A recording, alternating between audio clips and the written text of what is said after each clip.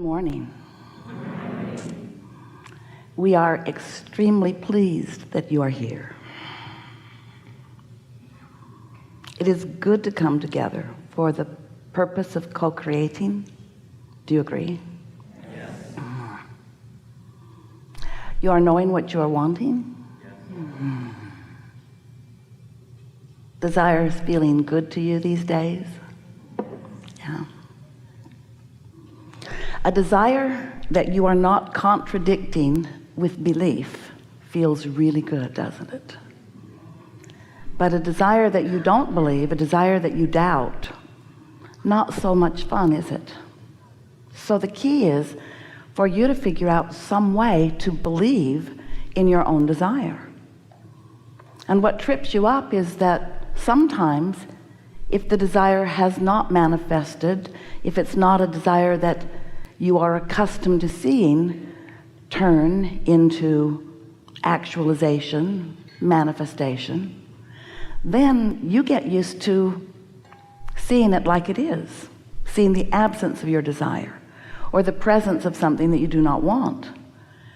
And most do not realize that as they focus upon what is, they continue to practice the vibration of what is, which makes it difficult for what is to change.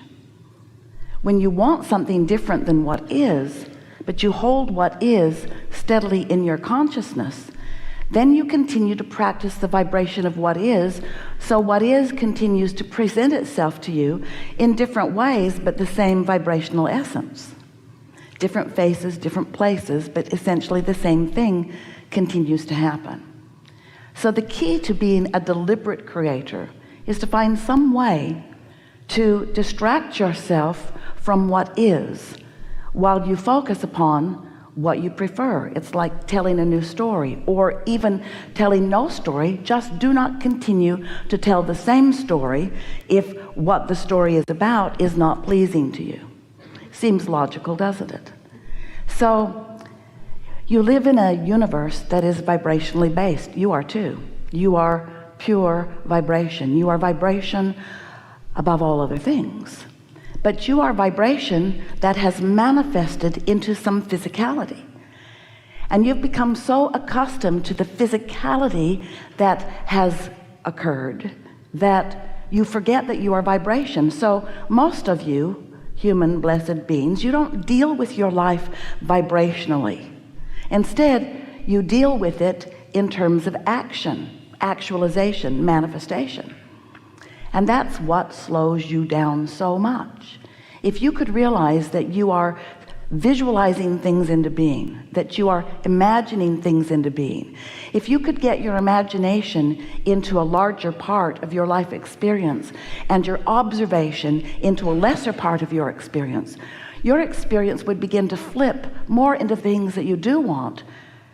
We're not trying to get you to stop living what you're living, because most of it is really nice, isn't it? But you can be a better selective sifter than you are being. You can focus yourself more deliberately, and that really is what deliberate creation is all about. It's about deliberate focus. But in order to be effective at deliberately focusing, you have to understand what it is you're reaching for. And the thing that is interesting is that when we ask you to focus, we're not asking for your visual focus. We're asking for your vibrational focus, which means we're asking you to find a way to emotionally focus. Focus yourselves emotionally, meaning care about how you feel.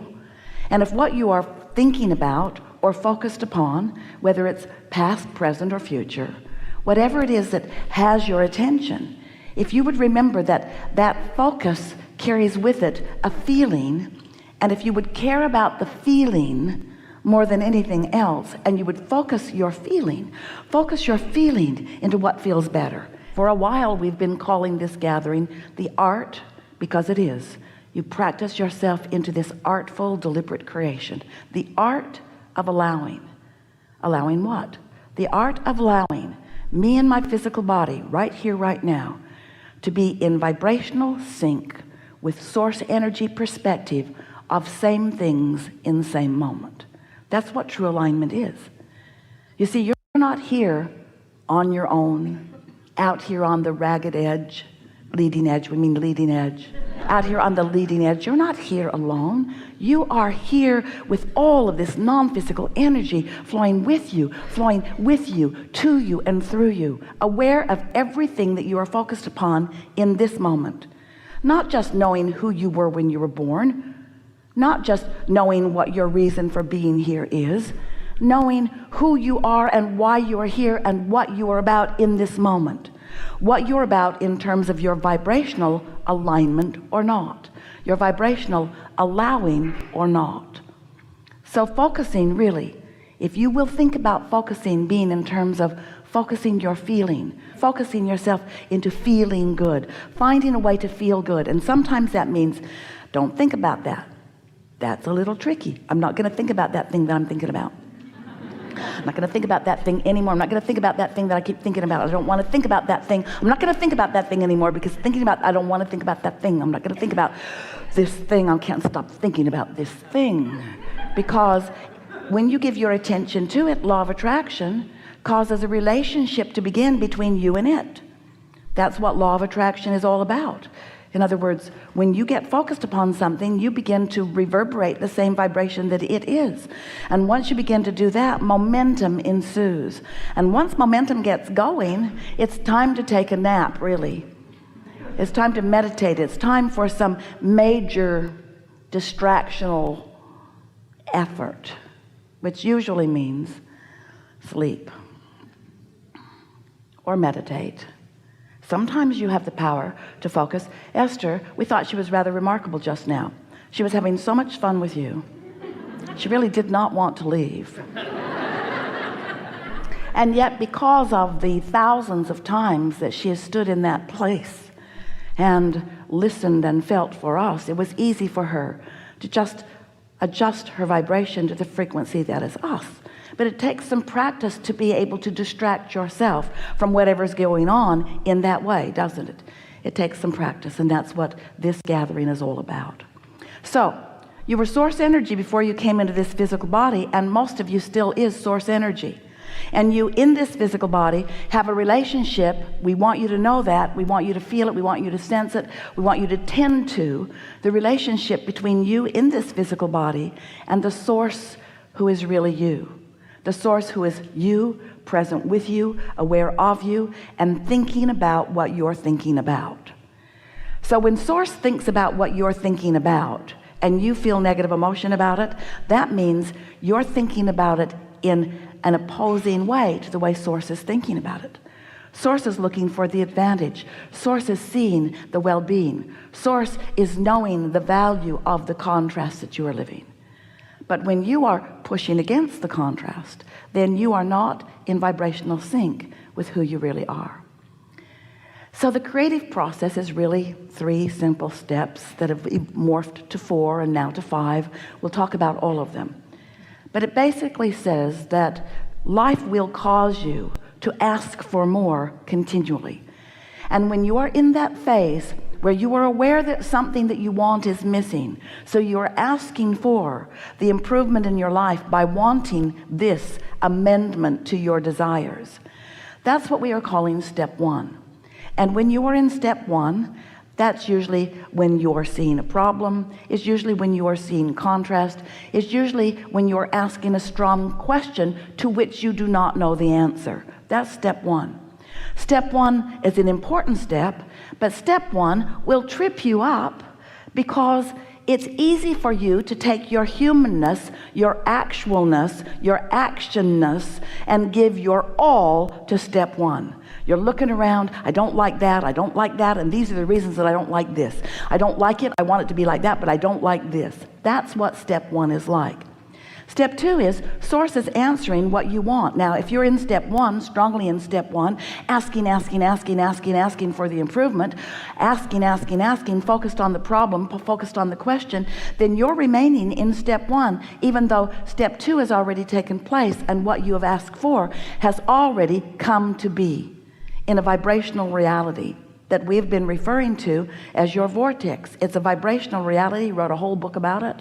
A vibrational reality where everything that you're asking for is already resolved and gathered and completed and done vibrationally. But then you say, you're wise, you're smart aleck too, you're wise, you say, all right, Abraham, we'll play your silly game. I've asked the question and I accept that it has been answered, but how do I get my money out of the vortex and into the bank? How do I get my lover to come home with me now?